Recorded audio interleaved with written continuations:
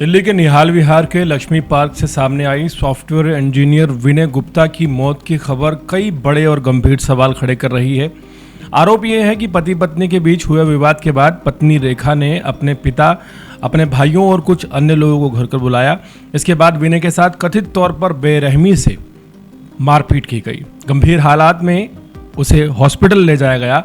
विनय को डॉक्टर बचा नहीं सके। सबसे बड़ा सवाल यह है कि आखिर पति पत्नी के बीच ऐसा क्या हुआ कि बात परिवार के लोगों को बुलाने और फिर कथित मारपीट तक पहुंच गई।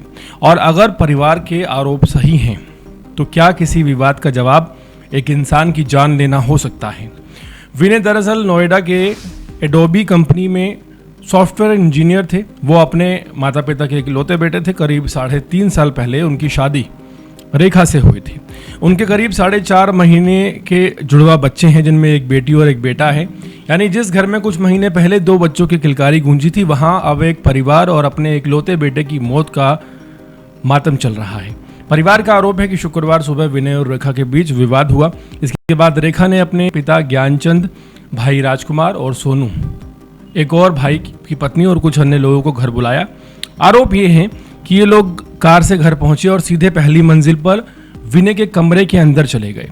कुछ देर बाद विनय की मां को ऊपर से चीखने चिल्लाने की आवाज़ सुनाई दी।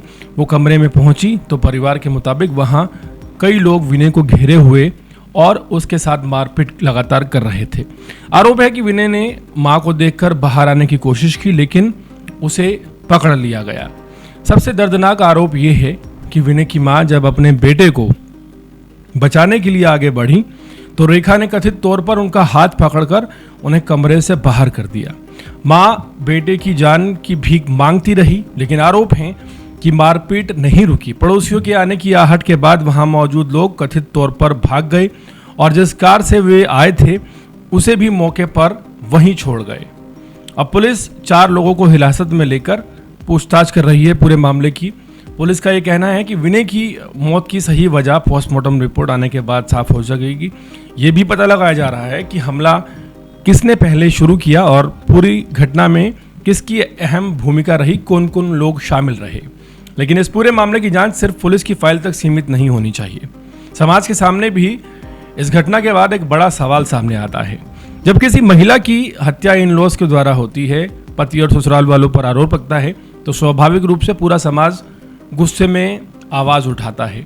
दहेज हत्या हो, घरेलू हिंसा हो या फिर किसी महिला की संदिग्ध मौत, हर मामले में सवाल उठने चाहिए और दोषी को सजा मिलनी चाहिए। लेकिन क्या यही संवेदनशीलता किसी पुरुष की हत्या के मामले में दिखाई देती है हमारे समाज में?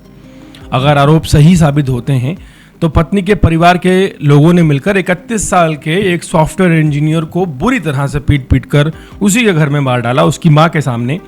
इस पर भी उतनी ही गंभीरता से सवाल क्यों नहीं उठने चाहिए? आखिर एक बेटे की मौत, एक मां का बेटा खोना और 2 छोटे बच्चों के पिता को हमेशा के लिए दूर हो जाना, क्या यह किसी भी विवाद का छोटा सा मामला है? यह मुद्दा पुरुष या महिला का नहीं है, मुद्दा जिंदगी का है। गलत होता है, चाहे आरोपी पति हो, पत्नी हो, ससुराल वाले हों या मायके वाले हों। कानून का पैमाना यही होना चाहिए। विनय की पत्नी पर लगे आरोप अभी आरोप ही हैं और जांच के बाद ही सच्चाई सामने आ पाएगी। किसी को दोषी ठहराना काम अदालत का होता है, लेकिन अगर जांच में यह साबित होता है कि पारिवारिक विवाद ने हिंसा का रूप ले लिया और विनय की जान चली गई, तो सिर्फ एक हत्या नहीं होगी, बल्कि उस सोच पर भी एक बड़ा सवाल होगा जिसमें परिवार के विवाद को बातचीत की बजाय हिंसा से सुलझाने की पुरजोर कोशिश की गई। पीछे रह गए 4 महीने के 2 मासूम बच्चे शायद अब ये भी नहीं समझते होंगे कि उनके पिता अब कभी वापस नहीं आएंगे। लेकिन समाज को ये जरूर समझना होगा कि रिश्तों में विवाद हो सकता है, गुस्सा हो सकता है, अलगाव हो सकता है, लेकिन किसी की जान लेने का हक किसी को नहीं है।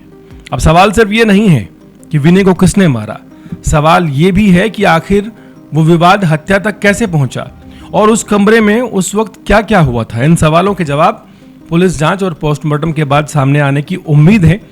तभी ये तय होगा कि इस कहानी में सच क्या है और आरोप क्या है। लेकिन जिस तरह की घटना सामने आई है, दिल दहलाने वाली है। सवाल आज यही पूछा जा सकता है कि अगर एक 31 साल के युवक के कथित तौर पर पीट कर जान ले ली गई, तो समाज उस पर उतनी ही जोर से सवाल क्यों नहीं पूछ रहा जितना किसी महिला की जान जाने पर पूछता है। पूरे मामले को किस नज़रिए से देखते हैं, कमेंट सेक्शन में ज़रूर बताइएगा।